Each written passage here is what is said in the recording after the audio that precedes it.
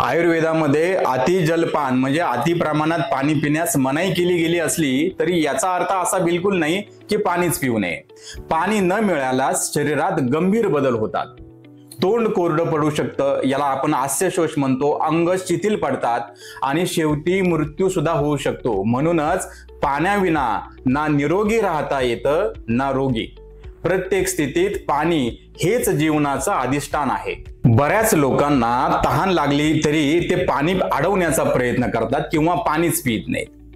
आयुर्वेदामध्ये असे 13 प्रकारचे वेग सांगितले आहेत ज्यांचं चुकूनही धारण करू नये असं आचार्यांनी सांगितलंय. तसं केल्यास शरीरात रोग उत्पन्न होऊ शकतात. त्यातीलच एक वेग म्हणजे तहान. बऱ्याच वेळा लोक पाणी पिणं टाळतात, पण का बरं? खरं सांगायचं याचं कारण ज्ञानाचा अभाव असं बिलकुल नाही बरं का, तर ते असतं परिस्थितीची आणि व्यवहाराचं. बऱ्याच वेळा आपण जॉबवरती किंवा ऑफिसमध्ये किंवा बाहेर कामानिमित्त प्रवासामध्ये असतो. त्यावेळेस तहान लागेल, मग आपण मुद्दामून पाणी पित नाही. का माहितीये? कारण पाणी प्यालं की लघवीला जावं लागू शकतं, टॉयलेटला जावं लागू शकतं आणि मग समोर येते ही खरी अडचण. बऱ्याच ठिकाणी शौचालये स्वच्छ नसतात.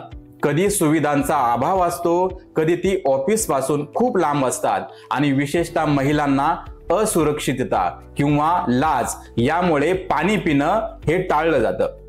ही एक सामाजिक आणि आरोग्यविषयक समस्या आहे जी आपण क्वचित बोलतो पण दररोज अनुभवतो.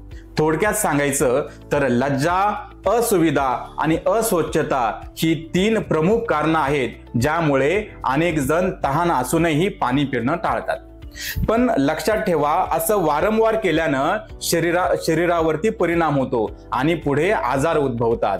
पाणी पिणं टाळलं म्हणजे शरीराच्या आवाजाकडे दुर्लक्ष करणं असं होतं आणि आपण तहान दाबू शकतो पण त्याचे परिणाम दाबता येत नाही. म्हणूनच परिस्थिती कितीही कठीण असली पाणी योग्य प्रमाणात आणि योग्य वेळी पिलंच गेलं पाहिजे.